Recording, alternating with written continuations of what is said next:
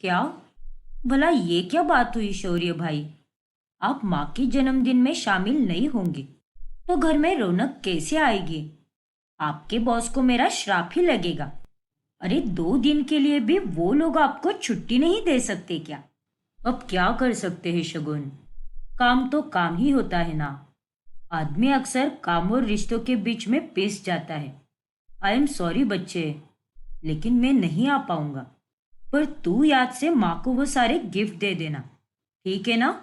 ठीक है भैया। इतना कहकर शगुन फोन कॉल कट कर देती है। मजा तो तब आएगा जब माँ के जन्मदिन पर वो सब मुझे अचानक से वहां पर मौजूद देखेंगे। अच्छा उल्लू बनाया मैंने शगुन को। अब सरप्राइज देने में उतना ही मजा आएगा। जॉब के कारण शौर्य दूसरे शहर में रहता है, इसीलिए उसे अपने परिवार से अलग रहना पड़ता है। लेकिन वो अपनी माँ मनोरमा के जन्मदिन के लिए 1 हफ्ते की छुट्टी लेता है और अचानक से वो सबको वहां पहुंचकर सरप्राइज देता है। शौर्य बेटा, तू यहाँ पर? मेरा बच्चा। हैप्पी बर्थडे माँ। थैंक यू बेटा। चीटर भैया, आपने मुझे कहा कि आपको छुट्टी ही नहीं मिली, तो फिर आप यहाँ पर कैसे आ गए? अरे पगली, तेरे पेट में कोई बात पचती है क्या? अरे अगर वो तुझे सब पहले ही बता देता तो तू हर जगह ढिंडोरा पीट देती। इसीलिए उसने ऐसा किया। और बेटा, तुझे इतने दिनों बाद देखकर मुझे बहुत खुशी हो रही है। देख बेटा, अब जब तू इतने दिनों बाद आया है तो मैं तुझे जल्दी नहीं जाने दूंगी।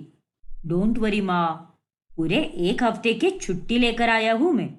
और आज आपके जन्मदिन के मौके पर मैं आप सबको आपका फेवरेट खाना खिलाऊंगा। आपका बर्थडे तो हम एकदम धूमधाम से मनाएंगे। शौर्य अपने परिवार से बहुत प्यार करता है और वो अपनी माँ का जन्मदिन बहुत अच्छे से मनाता है। फिर अगले दिन मनोरमा पंडित जी को बुलाती है। अरे माँ, अगर मैं यहाँ पर आपके लिए आया हूँ तो आपको भी मेरे साथ वक्त बिताना चाहिए ना। तो उसकी जगह पर आप ये क्या लेकर बैठ गई हो? देख बेटा, अब तेरी शादी की उम्र हो चली है और तू तो वहां पर 24 घंटे काम में ही उलझा रहता है। इसीलिए मुझे अभी पंडित जी को बुलाना पड़ा। पिछली बार भी मैंने तुझे कितनी तस्वीरें भेजी थी, लेकिन तूने एक भी लड़की नहीं चुनी। लेकिन इस बार ऐसा नहीं चलेगा बेटा। अब बता, इसमें से कौन सी लड़की पसंद है तुझे? अरे माँ, आपको मेरे लिए जो भी लड़की पसंद आए आप उसी को तय कीजिए। मैं आपकी पसंद पर कभी एतराज नहीं करूंगा। चलो अच्छी बात है। ये देखिए पंडित जी, मैंने ये लड़की चुनी है। दिखने में भी ये बहुत सुंदर है और तो और इसके चेहरे से ही पता चल रहा है कि इसका स्वभाव भी कितना अच्छा होगा। अरे नहीं मनोरमा जी, ये लड़की तो मांगलिक नहीं है। आपके बेटे को मंगल है और इसके चलते इसकी शादी भी एक मांगलिक लड़की से ही होनी चाहिए। अगर साधारण कुंडली वाली लड़की से शादी हो गई तो आगे जाकर इसे खतरा हो सकता है। इसीलिए मांगलिक लड़के को एक मांगलिक लड़की ही करनी चाहिए। हे भगवान! लेकिन पंडित जी, अगर ऐसी ही बात है तो आप मुझे ऐसी लड़कियों की तस्वीरें क्यों दिखा रहे हो? कोई मांगलिक लड़की बताओ ना, जो अच्छे घराने की हो और गुणवान हो। फिर पंडित जी उन्हें कई सारी मांगलिक लड़कियों की तस्वीरें दिखाते हैं और उन सब में बड़ी मुश्किल से मनोरमा को एक लड़की पसंद आती है। उसका नाम पाखी होता है। पाखी अपनी माँ बबीता के साथ रहती है। बबीता और पाखी दोनों का एक छोटा सा कैफे होता है। फिर लड़के वाले पाखी को मिलने जाते हैं। तो इसका मतलब आप और पाखी अकेले ही रहते हैं? आपका कोई अपना नहीं है क्या? जी है ना, लेकिन वो यहाँ पर नहीं रहते, बनारस में रहते हैं। अच्छा अच्छा, ऐसी बात है क्या? तभी पाखी वहां पर कॉफी लेकर आती है। ये लीजिए, आप सबके लिए कोल्ड कॉफी बनाई है मैंने। अरे वाह पाखी बिटिया, कॉफी तो बड़ी ही कमाल की बनी है। सच में तुम तो बड़ी गुणवान हो। हाँ बबीता जी, कामकाजी होने के बाद भी पाखी को घर के काम अच्छे से आते हैं और ये सब आपकी ही अच्छी परवरिश का नतीजा है। धन्यवाद मनोरमा जी। तो बताओ शौर्य बेटा, कैसी लगी तुम्हें पाखी? बहुत अच्छी पापा। हमारा लड़का तो शर्मा गया। पाखी बेटा, तुम्हारी तरफ से क्या है? देखो बेटा, जो भी तुम्हारे दिल में है सब बताओ। तुम पर कोई जबरदस्ती नहीं है। अरे नहीं माँ, मुझे भी शौर्य बहुत अच्छा लगा और मुझे इस शादी से कोई एतराज नहीं है। बहुत खूब बेटा, लेकिन मेरी एक कंडीशन है। शादी होने के बाद मैं शौर्य के साथ ही रहूंगी, ना कि उसके परिवार के साथ। क्या? हाँ शौर्य, देखो मुझे गलत मत समझना।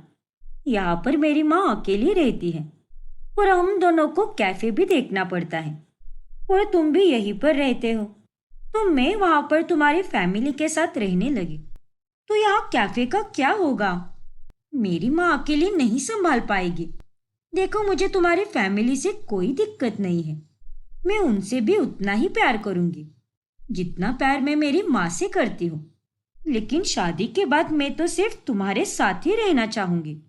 अरे नहीं पाखी, ऐसे थोड़ी ना चलता है। शौर्य बेटा, पाखी ने जो भी कहा बिल्कुल सही कहा। अरे तू तो बस छुट्टियों पर घर आता है, और अगर शादी के बाद पाखी हमारे साथ रहेगी तो उस शादी का क्या फायदा होगा, और उस रिश्ते का भी क्या फायदा जब मियाँ बीवी ही साथ ना रहे। इसीलिए जब तुम दोनों को समय मिलेगा तब तुम हमसे मिलने आ जाना। ठीक है माँ, लेकिन फिर भी अगर आपको कोई दिक्कत होगी ना तो पाखी आपके पास फौरन चली आएगी। क्यों पाखी, है ना? हाँ शौर्य, तुम उस बात की चिंता मत करो। मैं तुम्हारी फैमिली को अच्छे से संभालूंगी। दोनों का रिश्ता पक्का हो जाता है और अब वो दोनों अक्सर मिलने लगते हैं। फिर एक रोज वो दोनों एक मंदिर चले जाते हैं जहाँ पर पाखी सभी गरीबों को प्रसाद बांटने लगती है और उनके साथ बहुत अच्छे से पेश आती है। पाखी का दिल तो सच में बहुत बड़ा है, वरना आजकल की लड़कियां कहाँ ऐसा करती है। जो लड़की बाहर के लोगों के साथ इतने अच्छे से पेश आती है, वो लड़की मेरा और मेरे परिवार का कितना अच्छे से ख्याल रखेगी। पागल ही था मैं जो शादी करने से कतरा रहा था, लेकिन पाखी से मिलने के बाद मुझे शादी का मतलब समझ आ रहा है। शौर्य, अरे तुम वहां पर क्यों खड़े हो? इधर आओ ना। हाँ पाखी, आता हूँ। जैसे जैसे शादी का दिन नजदीक आता है वैसे वैसे शौर्य और पाखी में नजदीकियां बढ़ने लगती है और वो दोनों अब हर रोज एक दूसरे से बात करने लगते हैं। अरे शौर्य, तुम्हारा ऑफ डे कब है? मनोरमा आंटी मुझसे कह रही थी कि जब तुम्हारा ऑफ डे होगा तभी हमें शादी की शॉपिंग करनी है। लेकिन पाखी, उसके लिए तुम्हें मेरी क्या जरूरत है? अरे तुम तो अपने माँ के साथ भी जा सकती हो ना, और तुम्हें जो पसंद आता है वो खरीद लो। नहीं शौर्य, मैं तुम्हारे साथ ही शॉपिंग करना चाहती हूँ, वो भी जिस शहर में तुम काम करते हो। और तुम्हारे इधर तो बहुत अच्छे अच्छे मार्केट है जहाँ पर शादी ब्याह के कपड़े बहुत अच्छे मिलते हैं। अच्छा ठीक है बाबा, अगर तुम्हारी यही इच्छा है तो यही सही। फिर पाखी, बबीता और शौर्य तीनों मिलकर शादी की शॉपिंग करने चले जाते हैं। ये देखो शौर्य, ये वाला लाल जोड़ा कितना सुंदर है। क्यों माँ, आपको कैसा लगा? हाँ पाखी, तुम पर ये लाल जोड़ा बहुत अच्छा दिखेगा। हाँ पाखी, बबीता आंटी ने बिल्कुल सही कहा। अच्छा ठीक है, लेकिन शौर्य, तुम्हारी शेरवानी का दुपट्टा भी लाल कलर का ही रखना जिसमें सुनहरे रंग का वर्क हो। उन्हें पहनकर हम दोनों कितने खूबसूरत लगेंगे। सोच सोच कर तो मेरे पेट में ही गुदगुदी हो रही है। लेकिन पाखी, मैं लाल कलर के कपड़े बिल्कुल नहीं पहनूंगा। मेरी शेरवानी तो पेस्टल कलर की ही होगी। अरे आजकल तो वही ट्रेंड चल रहा है और पेस्टल कलर काफी रॉयल भी लगते हैं। अरे तुम क्या पागल वागल हो गए हो क्या? ट्रेंड के चक्कर में कुछ भी उटपटांग मत पहनो। हमारी शादी है, कोई ऐरा गैरा फंक्शन नहीं है, और शादी का रंग तो लाल ही होता है। इसीलिए हम दोनों लाल कपड़े ही पहनेंगे और एक साथ ट्विन करेंगे। लेकिन पाखी, देखो शौर्य, मैंने कह दिया सो कह दिया, वरना मैं मनोरमा आंटी से तुम्हारी शिकायत कर दूंगी। अच्छा बाबा, ठीक है, जैसा तुम कहो। पाखी का लहंगा फाइनल करने के बाद वो लोग अब शौर्य की शेरवानी फाइनल करने जाते हैं। तभी वहां पर भी पाखी अपनी ही चलाती है और वो शौर्य को उसकी पसंद की डिजाइन चुनने का मौका भी नहीं देती। ये देखो पाखी, ये वाली डिजाइन और भी ज्यादा सुंदर है। अरे नहीं बाबा, इसमें तो तुम एकदम पागल ही दिखोगे। मुझे ये वाली डिजाइन बिल्कुल पसंद नहीं आई।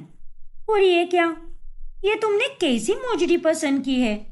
ये भी मुझे बिल्कुल पसंद नहीं आई। खैर, इसे भी मुझे ही पसंद करना होगा। फैशन के मामले में तुम्हारी टेस्ट तो बहुत ही खराब है। लेकिन अच्छा हुआ जो मैं आ गई, वरना पता नहीं तुम क्या खरीद लेते। शौर्य को पाखी की ये बातें बिल्कुल अच्छी नहीं लगती, लेकिन वो बेचारा चुप रहता है। शॉपिंग करते करते उन्हें बहुत देर होती है और शौर्य को बहुत भूख लगती है। इसीलिए वो बबीता और पाखी से बार बार कहता है, अरे पाखी, खरीदारी करते करते हमें बहुत देर हो गई है, तो क्यों ना हम पास के रेस्टोरेंट में कुछ खा ले। बहुत भूख लगी है मुझे। क्यों बबीता आंटी, आपको भूख नहीं लगी क्या? इतनी नहीं लगी शौर्य बेटा। अरे माँ, सच कही है ना कि हमारा पेट तो शॉपिंग करके ही भर चुका है। बस उस दुकान में जाएंगे, फिर उसके बाद खा लेंगे शौर्य। चलो अब ये बैग्स पकड़ो, बस और थोड़ी देर। अच्छा बाबा, ठीक है। ऐसे ही शौर्य को रुका रुका कर उनका पूरा दिन बीत जाता है और बेचारा शौर्य अब सीधे घर जाकर रात में ही खाना खाता है। तभी उसे पाखी का कॉल आता है। हाय शौर्य, हो गया तुम्हारा खाना? कितना मजा आया ना आज शॉपिंग करके। चलो अच्छा है, अब आधा टेंशन तो कम हुआ, लेकिन अभी भी ढेरों काम पड़े हैं। कल वापस हम शॉपिंग पे जाएंगे, तो कल भी और मजा आएगा। अरे क्या खाक मजा आएगा, तुम्हारे कारण मैं पूरा दिन भूखा रहा। ना जाने कितनी बार मैंने तुमसे कहा कि हम खाना खा लेते हैं, मुझे बहुत भूख लगी है, पर तुम्हें तो बस शॉपिंग की ही पड़ी थी। मेरी तो तुम्हें कोई परवाह ही नहीं थी। अरे ये तुम क्या बेतुकी बातें कर रहे हो? ऐसा कुछ भी नहीं है शौर्य, मुझे तुम्हारी परवाह है बाबा। अरे तुम तो मेरे होने वाले पति हो ना, तो तुम ऐसी बातें क्यों कर रहे हो? परवाह सिर्फ कहकर नहीं की जाती, करके दिखाई जाती है। अरे इतना ही नहीं, तुमने तो मुझे मेरी पसंद का कुछ लेने तक नहीं दिया। पेस्टल कलर की जगह पर लाल रंग रखा, तो उसमें मैं मान गया। लेकिन जो लाल शेरवानी मुझे पसंद आई थी, वो तुमने मुझे लेने तक नहीं दी। उसकी जगह पर दूसरी वाली खरीद ली। अरे ऐसा कौन करता है यार? शौर्य, तुम्हें नहीं लगता क्या कि आज तुम कुछ ज्यादा ही बोल रहे हो? मैंने जो कुछ भी किया है बिल्कुल सही किया है। अब तुम मेरे साथ शादी कर रहे हो, तो मेरा होने वाला पति अच्छा दिखना चाहिए, इसीलिए मैंने ये सब किया। और तुम्हारी पसंद के कपड़े उतने अच्छे नहीं थे, वरना मुझे भी कोई शौक नहीं चढ़ा था जो तुम पर मैं इतनी जबरदस्ती करती। अरे लेकिन तुम तो बस अपना ही चला रही थी, सामने वाले की भी तो कभी सुन लेनी चाहिए ना। अब रखो फोन, पहले ही तुम्हारे कारण दिन भर मेरा सर दर्द हुआ है। ठीक है, रखती हूँ। तुम्हें तो ठीक से बात करने की भी तमीज नहीं है शौर्य। पाखी गुस्से में फोन कॉल कट कर देती है और वो जाकर अपनी माँ को बताती है। अरे सही तो कह रहा था वो, जब जब वो खाने की बात कर रहा था, तब तब तुम नई दुकान में घुसे जा रही थी, और वो अकेला थोड़ी ना जाता खाना खाने। हम दोनों के कारण वो बेचारा भी दिन भर भूखा रहा। सीरियसली माँ? अरे आपको भी उसी की पड़ी है। यहाँ उसने मुझे फोन पर कितना कुछ सुनाया, वो नहीं दिखा क्या आपको? अरे शादी के पहले ही उसके कितने नखरे हैं। होने वाली बीवी हूं मैं उसकी, और उसे मेरी हर बात माननी चाहिए। तो फिर वो इतनी शिकायतें क्यों कर रहा है? वही दूसरी तरफ शौर्य के घर वालों को पाखी और उसके बीच की हुई तूतू मेमे के बारे में पता चलता है। तभी मनोरमा शौर्य को मिलने आती है। अरे माँ, आप भी जानती हैं कि मैं ऐसा बिल्कुल नहीं हूं, लेकिन उसने मुझे कल कितना परेशान किया, इसीलिए मैंने उसे सुना दिया। शादी अभी तक हुई भी नहीं है और वो तो मुझ पर अभी से कितना हक जमा रही है और मुझे अपने इशारों पर नचवा रही है, लेकिन मैं ऐसा बिल्कुल होने नहीं दूंगा। मैं तेरी बात समझ सकती हूँ बेटा, लेकिन इस तरह से तो झगड़े और बढ़ेंगे ना। अब शादी का मुहूर्त निकल चुका है, आधे से ज्यादा तैयारियां भी हो चुकी है, और ऐसे में तुम दोनों क्यों लड़ रहे हो? झगड़े बढ़ाने की जगह उन्हें सुलझाने के बारे में सोचो।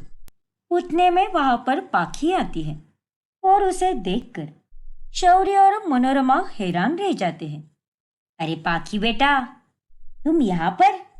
हाँ आंटी जी, और आप दोनों की मैंने सारी बातें सुन ली है।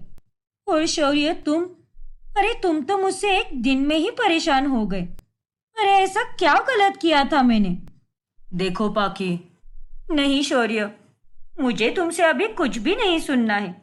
मैं यहाँ पर तुमसे कल की लड़ाई भूलकर अच्छे से बात करने आई थी, लेकिन यहाँ आकर मैंने तुम्हारी सारी कड़वी बातें सुनी और अब मेरा फैसला बदल चुका है।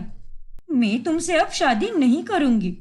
अरे तुम क्या मुझसे रिश्ता तोड़ोगी? मैं ही इस रिश्ते को ठुकराता हूँ। जाओ। अरे तुम्हारे तो नखरे भी कितने ज्यादा है, और उन्हें तो मैं वैसे भी नहीं झेल पाऊंगा। हे भगवान, अरे तुम दोनों क्या पागल हो गए हो क्या? कुछ ही दिनों में तुम दोनों की शादी होने वाली है, और इतनी छोटी सी बात को लेकर तुम दोनों इतना झगड़ा क्यों कर रहे हो? माफ कीजिए मनोरमा आंटी, शादी होने वाली थी लेकिन अब नहीं होगी। इतना कहकर पाखी वहां से निकल जाती है। पाखी, अरे पाखी बेटा, रुक जाओ बेटा। आगे ये कहानी क्या मोड़ लेगी? क्या हो पाएगी पाखी और शौर्य की शादी? और अगर होगी तो कैसे होगी? जानने के लिए देखना मत भूलिए इस कहानी का अगला भाग। शगुन अपनी सास रत्ना, ससुर मुकुंद और पति दीप के साथ रहती है, और उसकी ननद माही अपनी आगे की पढ़ाई करने के लिए दिल्ली में ही रहती है। गर्मियों के मौसम के साथ साथ अब आमरस का सीजन भी आ चुका था। ऐसे में एक दिन घर पर आमरस बनाया जाता है। वाव, आमरस और पूरी, इसके स्वाद को तो कोई डिश मात ही नहीं दे सकती माँ। सच में जस्ट अमेजिंग। हाँ बेटा, तुमने बिल्कुल सही कहा। आमरस की तो बात ही कुछ और है। माँ जी, अब मैं भी ले लूं क्या खाने के लिए? देख बहू, तुझे लेना है तो तू ले सकती है, लेकिन थोड़ा सा ही ले ले। वो क्या है ना, हम तो बाद में भी बनाकर दिन में कभी भी खा सकते हैं, लेकिन मुकुंद जी और दीप को कौन देगा? इसीलिए हमें उनके लिए ज्यादा रखना होगा। और तू भी एक कटोरी ही खा सकती है। मुझे भी देख, मैंने भी तो आमरस एक कटोरी ही खाया है। ठीक है माँ जी, जैसा आप कहो। रत्ना की बात मानकर शगुन दीप और मुकुंद को ज्यादा आमरस देती है, और वो बेचारी कम खाती है। फिर रात होने पर वो हॉल में मच्छर की कॉइल लेने उठती है। तभी रत्ना और मुकुंद के कमरे की लाइट चालू रहती है, और वो उनके कमरे के बाहर चली जाती है। आहा, मजा ही आ गया। मैं तो साल भर इंतजार करती हूँ कि कब गर्मी का सीजन आए और कब मेरे पेट में आमरस जाए। तुम तो बहुत ही चालाक हो रत्ना। बहू के सामने एकदम भोली बनकर कह रही थी कि हम दोनों को थोड़ा ही खाना है आमरस, लेकिन अब यहाँ पर फ्रिज में रखा हुआ आमरस कितने मजे से खा रही हो। हाँ तो वो इस घर की बहू है, इतना भी लाड़ प्यार करना सही नहीं है उसके लिए। अरे एक कटोरी दिया ना, उतना ही बस है। और मैं तो अपने लिए आमरस ऐसे ही छुपाया करूंगी, और यहाँ के इस छोटे से फ्रिज में छुपा कर बाद में आराम से खाऊंगी। चलो, ये भी ठीक है। अपनी सास की ये बातें सुनकर शगुन बहुत हैरान रह जाती है। इसका मतलब माँ जी ने मुझसे झूठ कहा और अब वो छुप छुप कर आमरस खा रही है। शी, कितनी निर्दयी है ये। फिर अगले दिन शगुन की ननद माही 1 हफ्ते के लिए कॉलेज की छुट्टियां के चलते घर पर रहने आती। तभी रत्ना उसे रोज ढेर सारा आमरस बनाकर खिलाती है और जब वो जा रही होती है तभी उसे बाहर 2 डब्बे बनाकर आमरस देती है। अरे माँ, इन डब्बों में क्या है? अरे डोबी, इन डब्बों में आमरस है, आमरस। जा, मजे कर। पर हाँ, अपनी भाभी को पता मत चलने देना, वरना उगल देगी फोन पर बात बात में। ठीक है माँ, और थैंक यू सो मच। हाँ बेटा, वेलकम वेलकम। फिर रत्ना बचा हुआ सारा आमरस अपने कमरे के फ्रिज में छुपा देती है और ये सब शगुन देख लेती है। फिर बाद में उसके कमरे में जब सफाई करने आती है तभी वो जानबूझकर पूछती है, अरे माँ जी, ये कपड़ा यहाँ पर कहाँ से आया है? कुछ ढका है क्या आपने? क्या है इस कपड़े के नीचे? हाय हाय, अगर इस चुड़ैल ने मेरे मिनी फ्रिज को देख लिया तो घर में आफत आ जाएगी, क्योंकि इस फ्रिज में तो मैंने आमरस छुपा कर रखा है। अरे क्या हुआ माँ जी, आप चुप क्यों है? अच्छा ठीक है, मैं ही देख लेती हूँ। अरे नहीं नहीं बहू, उसे मत देखना, ये संदूक है। इसमें मैंने कुछ कीमती चीजें रखी है जो मैं किसी को दिखाना नहीं चाहती। संदूक? लेकिन आपके पास तो कोई संदूक नहीं था माँ जी। था तो, मैंने स्टोर रूम में रखा था बहू, इसीलिए तुझे उसके बारे में नहीं पता। अच्छा, ऐसी बात है क्या? ठीक है माँ जी, मैं आपकी निजी चीजों को हाथ नहीं लगाऊंगी और ये कपड़ा भी नहीं हटाऊंगी, जैसी आपकी मर्जी। फिर शगुन वहां से चली जाती है। फिर रात में जब रत्ना और मुकुंद खाना खाकर वॉक करने जाते हैं तभी शगुन रत्ना के कमरे में जाती है। रात में मेरे सोने के बाद ये लोग फिर से आमरस खाएंगे। आखिर मेरे साथ इतनी नाइंसाफी क्यों कर रहे हैं? इन्हें नहीं पता कि मैं किस खेत की मूली हूँ। मुझे बस 1 कटोरी आमरस देकर इन लोगों ने अच्छा नहीं किया है, इसीलिए अब मैं आमरस का प्रतिशोध तो लेकर ही रहूंगी। फिर शगुन रत्ना के मिनी फ्रिज में रखा हुआ सारा आमरस एक दूसरे बर्तन में निकाल देती है और टेरेस पर जाकर चुपके से फटाफट गटक लेती है।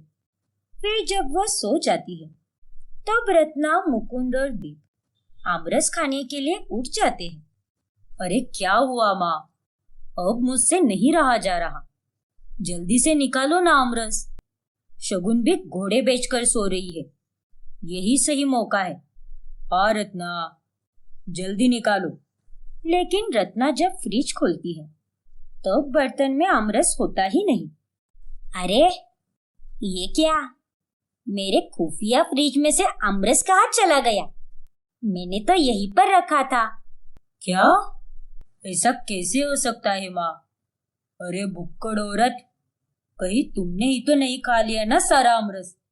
क्योंकि तुम्हारा तो कोई भरोसा नहीं, 1 नंबर की भुक्कड़ हो तुम।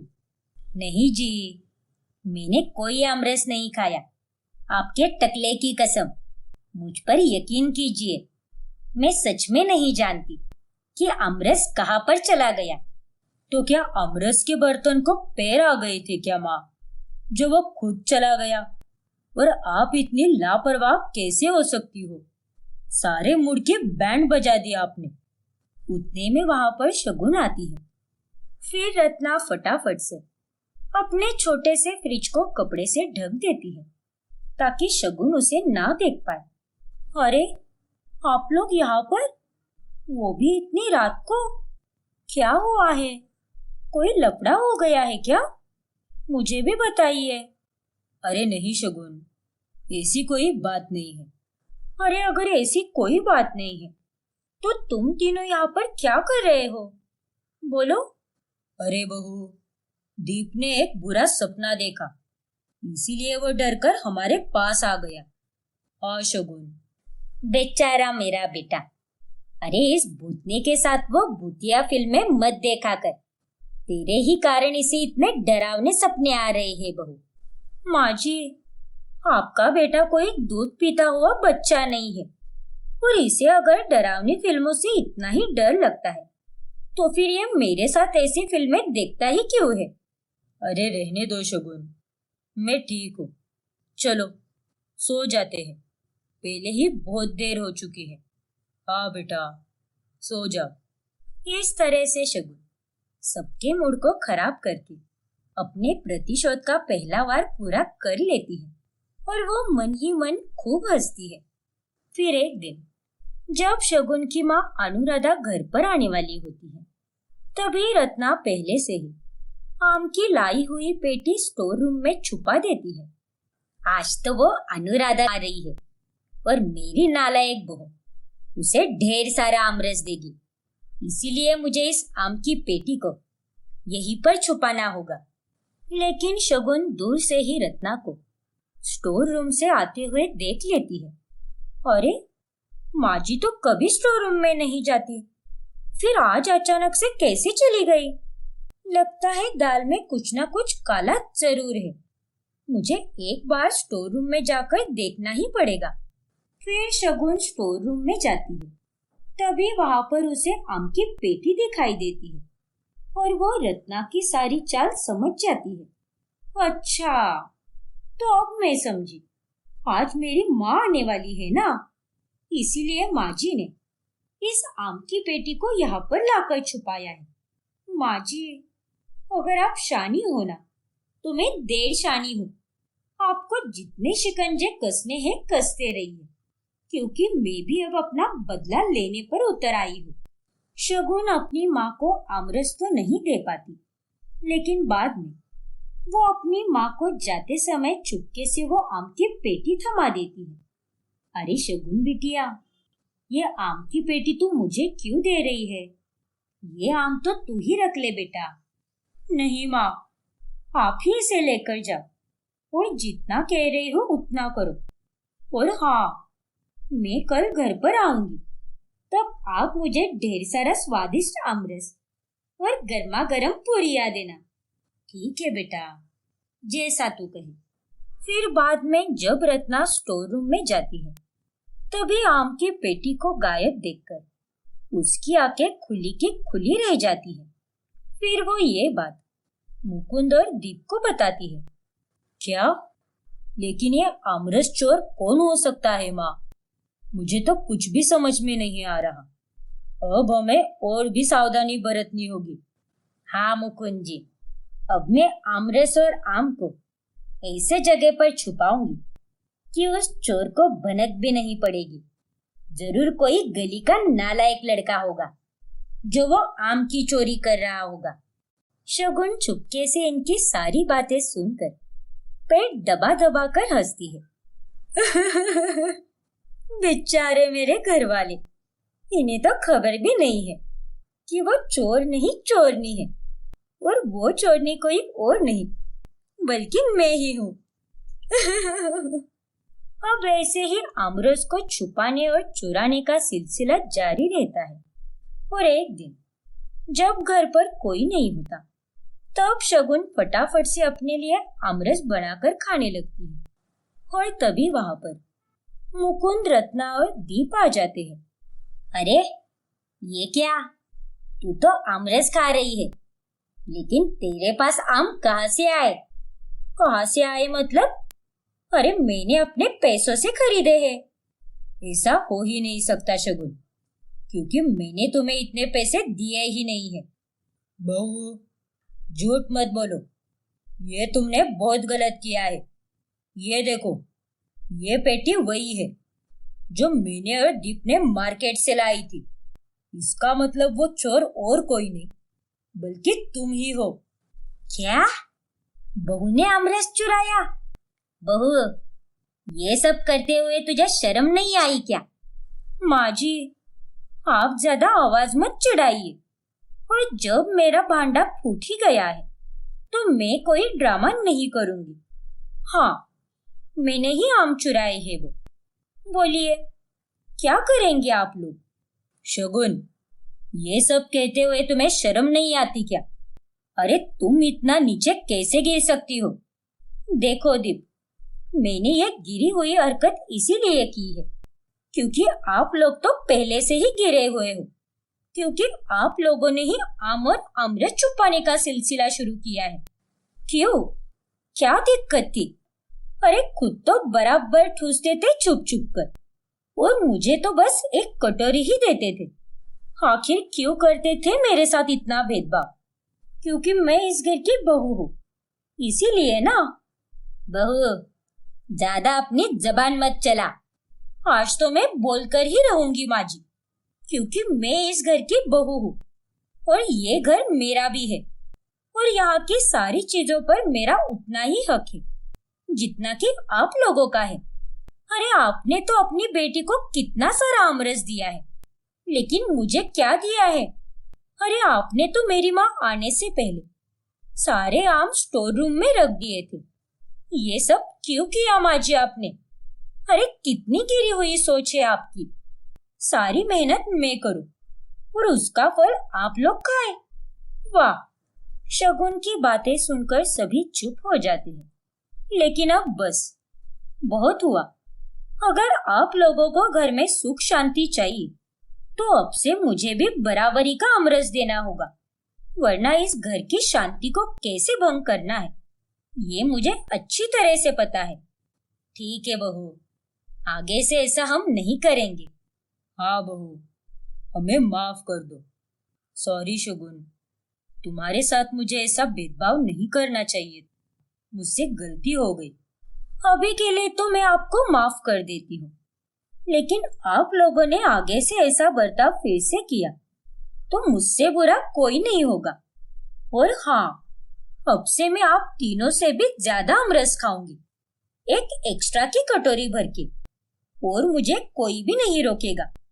समझ गए आप लोग? ठीक है बहू, जैसी तुम्हारी मर्जी। इस तरह से अंत में बहू सबको लाइन पर लाती है और उस दिन के बाद से सब बराबरी से आमरस खाते हैं, लेकिन बहू मात्र एक कटोरी एक्स्ट्रा आमरस खाती है। रोमा एक जमाने में बहुत फैशनेबल थी।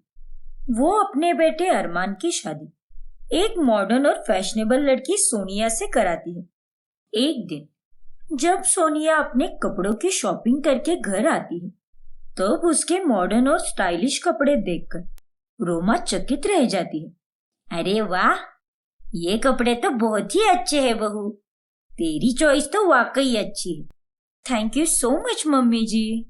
एक टाइम पर मैं भी बहुत फैशनेबल हुआ करती थी, लेकिन अब बढ़ती उम्र के साथ साथ मेरा फैशन कम हो गया। लेकिन अब तू आ गई है ना, तो हम दोनों साथ में मिलकर ऐसे ही फैशनेबल कपड़े पहनेंगे। ठीक है मम्मी जी, चलेगा, नो प्रॉब्लम। सोनिया तो ऐसे ही हाँ बोल देती है, लेकिन रोमा असल में उसके लाए हुए नए कपड़े पहन लेती है और अपनी सहेलियों के साथ किटी पार्टी करती है। वाव रोमा, तुम्हारे कपड़े तो काफी क्लासी और स्टाइलिश है, तुम पर ये बहुत जच रहा है। हाँ रोमा, तुम तो बहुत ही सुंदर लग रही हो। Thank you friends. फिर रोमा जब घर आती है, तभी उसका बेटा अरमान भी उसे देखता है और वो भी चौंक जाता है। अरे वाह मम्मी, क्या लग रही हो आप, एकदम कमाल के कपड़े खरीदे हैं आपने। इन कपड़ों में तो आप एकदम यंग ही लग रही हो। थैंक यू बेटा। वैसे तू जानता है कि ये कपड़े किसके हैं? किसके मम्मी? अरे तेरी बीवी के। सोनिया बहू ने जो नए कपड़े लाए थे वही मैंने पहने हैं। क्या बात कर रही हो मम्मी, आप पर ऐसे कपड़े तो बहुत अच्छे से जचते हैं, आप ऐसे ही कपड़े पहना करो। तभी वहां पर सोनिया आती है और वो सास को अपने नए कपड़ों में देखकर बहुत ही दंग रह जाती है। मम्मी जी, ये क्या, आपने तो सच में मेरे कपड़े पहन लिए। मेरे से पहले तो आपने ही इनका शुभारंभ कर दिया। हाँ तो क्या हुआ बहू, उसमें कौन सी बड़ी बात है। तूने ही तो कहा था मुझे। और वैसे भी ये कपड़े मेरे बेटे के पैसों से ही आए हैं, तो क्या फर्क पड़ता है। ठीक है मम्मी जी। सभी लोग मुझे इन कपड़ों में पसंद करने लगे हैं। अब से मैं ऐसे ही कपड़े पहना करूंगी और सबको जलाया करूंगी। फिर रोमा अपनी बहू के कपड़े पहनने लगती है। एक दिन सोनिया को अपना रेड गाउन चाहिए होता है, तब वो उसे नहीं मिलता और तभी वो अपने सास के पास जाती है। मम्मी जी, आपने मेरा रेड गाउन पहना था, वो कहाँ है? मुझे कहीं भी नहीं मिल रहा मेरे कमरे में। अरे बहू, वो ड्रेस तेरे कमरे में है ही नहीं, क्योंकि वो मेरे कमरे में है। रुक, अभी देती हूँ। ठीक है मम्मी जी। फिर रोमा अलमारी में से वो रेड गाउन निकालकर उसे देती है, लेकिन तभी सोनिया देखती है कि उस पर काफी दाग धब्बे लगे हुए हैं। अरे ये क्या मम्मी जी, इस गाउन पर तो दाग धब्बे लगे हुए हैं। आपने मेरे ड्रेस का क्या हाल बना के रखा है। अरे रे, मैं इसे लॉन्ड्री में देना भूल गई बहू। वो दरअसल पार्टी में इस पर जूस गिर गया था, इसीलिए थोड़ा खराब हो गया। ओफो मम्मी जी, अब मैं पार्टी में क्या पहनूंगी? मैं जिस पार्टी में जा रही हूँ वहां पर रेड थीम है, सभी लोग रेड कलर के कपड़े पहन कर आएंगे और मैंने ये गाउन स्पेशली पार्टी के लिए ही खरीदा था, लेकिन आपने तो इसका सत्यानाश ही कर दिया। अब मैं क्या करूं? मेरे पास और कोई रेड गाउन नहीं है। एक काम कर, तू मेरे पास पड़े हुए गाउन पहन ले। मेरे पास काफी सारे रेड गाउन हैं। एक तो ऐसा है जो मैंने हाल ही में खरीदा है और वो तुझे आ भी जाएगा। मैंने उसे एक इवेंट के लिए ही खरीदा था जो 2 दिन बाद है, तू उसे पहन ले। ठीक है माँ जी, दिखाइए तो। फिर रोमा सोनिया को अपना रेड गाउन दिखाती है और सोनिया उसे ले जाती है। अब आप देखना मम्मी जी, आपने मेरे रेड गाउन को खराब किया था ना, अब मैं आपके रेड गाउन को खराब करूंगी। जब मुझे मेरा रेड गाउन चाहिए था तब आपने उसका बुरा हाल किया। अब आपको पता चलेगा जब आपके साथ भी वही होगा। फिर सोनिया वो रेड गाउन पहनकर खूब पार्टी एंजॉय करती है और पार्टी खत्म होने के बाद वो ड्रेस पूरी तरह खराब कर देती है। 2 दिन बाद रोमा उस ड्रेस को सोनिया के पास मांगने आती है। अरे ये क्या बहू, ये ड्रेस तो कितना खराब हो चुका है। अब मैं पार्टी में क्या पहनूंगी? तुझे थोड़ा ध्यान देना चाहिए था ना। अरे माँ जी, जैसे आप लॉन्ड्री कराना भूल गई थी वैसे ही मैं भी भूल गई। आप कोई दूसरा वाला रेड गाउन क्यों नहीं पहन लेती? वैसे भी आप तो कह रही थी ना कि आपके पास तो बहुत सारे रेड गाउन हैं। सोनिया की बातें सुनकर रोमा उसे कुछ भी नहीं बोल पाती और अब वो बार बार बहू के कपड़े पहनने लगती है। इसीलिए सोनिया अब अपने कबर्ड को लॉक करके चली जाती है। तभी उस कबर्ड को लॉक देखकर रोमा सोनिया को कॉल करती है। अरे बहू, तूने अपने कबर्ड को लॉक क्यों किया है? मुझे कुछ कपड़े चाहिए थे। मम्मी जी, आपके पास तो अलमारी भर के कितने सारे कपड़े पड़े हुए हैं, तो आप मेरे कपड़ों के पीछे क्यों पड़ी हो? लेकिन बहू, मेरे पास जो कपड़े पड़े हैं वो सारे पुराने फैशन के हैं और नए फैशन के कपड़े तो तेरे पास है ना। और मैं अपनी सहेलियों के साथ घूमने के लिए थोड़ी ना वो पुराने फैशन वाले कपड़े पहनूंगी। देखो मम्मी जी, अब मैं बाहर आ गई हूँ, आते आते रात हो जाएगी। आपको मेरे कपड़े आज तो मिलने से रहे, सॉरी। फिर अगले दिन, अरमान बेटा, तेरी बीवी ने कल जो भी किया वो अच्छा नहीं था। मैं भी तो अपने कपड़े उसके साथ बांटती हूँ, तो उसने अपने अलमारी को लॉक क्यों लगाया? सोनिया, ये क्या बचकानी हरकत है? मेरी माँ तुम्हारी सास ही तो है ना, दे दिया करो उन्हें कपड़े। और जब तुम उनके कपड़े लेती हो तब तो वो तुम्हें कुछ भी नहीं बोलती ना, फिर तुम क्यों अपनी अलमारी को लॉक करके जाती हो? ठीक है, खुद को बहुत हीरोइन समझती है ना तू, तुझे तो मैं सबक सिखाऊंगी। फिर रोमा सोनिया के कपड़े लेकर उनकी सिलाई निकालकर उसे ढीला कर देती है और जब सोनिया उसे पहनने जाती है तब वो उसे आते ही नहीं। क्या मम्मी जी, आप जब मेरे कपड़े अपनी साइज की करती हो तब फिर से उन्हें मेरे साइज का करके दिया करो। अब देखो, कुछ कपड़े मुझे ढीले हो रहे हैं और कुछ तो पूरे स्ट्रेच हो चुके हैं। अरे बहू, भूल गई थी मैं, आइंदा से ध्यान रखूंगी, ठीक है? नकलची बुढ़िया, अब तू देखती रहे कैसे तुझसे मेरा बदला लेती हूँ।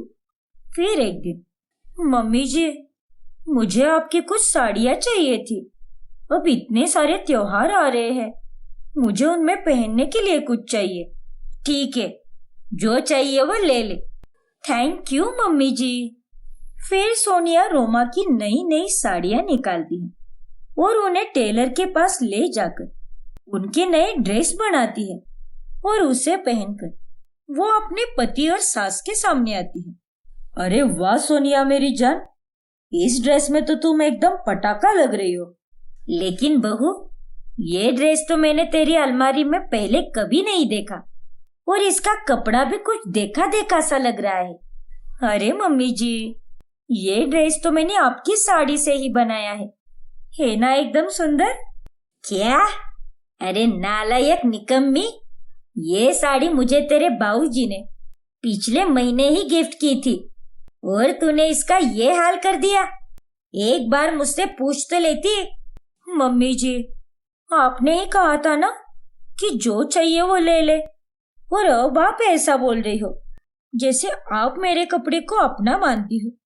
वैसे ही मैं आपके कपड़े को अपना नहीं मान सकती क्या? देखो ना अरमान, वो बात नहीं है बहू, तू कुछ ज्यादा ही कर रही है। तूने मेरा रेड गाउन भी ऐसे ही खराब करके दिया था, और अब ये साड़ियाँ। आखिर तू चाहती क्या है? क्यों खराब करती रहती है मेरे कपड़े? क्या? मम्मी जी, पहले तो आपने मेरा ड्रेस खराब किया था और आपका गाउन मैंने जानबूझकर खराब नहीं किया था। आपकी जैसी नहीं हूं मैं, समझी ना आप? जो जो मैं पहनती हूँ वो सब आपको पहनना होता है। कॉपी कैट कही की। अरे कॉपी कैट होगी तू, बेवकूफ कही की। तुझे क्या लगता है दुनिया में तू ही सबसे ज्यादा फैशनेबल है क्या? खुद को कैटरीना कैफ मत समझ, चुड़ैल कही की। जो बोलता है वही होता है, तो आप चुड़ैल। अरे बस करो आप दोनों, क्यों इतना लड़ रही हो? अगर ऐसा ही है तो आप दोनों मुझे बता दो, मैं आप दोनों के लिए अलग अलग साइज के सेम कपड़े लाया करूंगा। नहीं अरमान बेटा, ऐसे करने की कोई जरूरत नहीं है।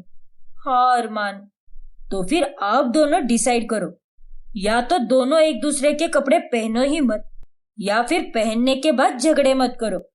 बताओ क्या चाहती हो आप दोनों? देखो अरमान, मुझे मम्मी जी का पुराना फैशन बहुत पसंद है। वो चाहकर भी आज के जमाने में मिल नहीं पाएगा। और रही बात कपड़े पहनने की, तो मम्मी जी, आप मेरे कपड़े पहन सकती हो, लेकिन अगर आपने उसे गंदा किया तो आपको उसे ड्राई क्लीन करके वापस रखना होगा, और अगर आपने उसकी सिलाई निकाल दी तो आपको उसे फिर से साइज में लाना होगा। ठीक है बहू, तू भी मेरी साड़ियाँ पहन सकती है, लेकिन उन्हें लेने से पहले बस एक बार मुझसे पूछ लिया कर। हाँ मम्मी जी, लेकिन ये बात आप पर भी लागू होती है। हम दोनों एक दूसरे की परमिशन के बिना एक दूसरे के कपड़े को हाथ भी नहीं लगाएंगे। ठीक है बहू, तो ये तय रहा।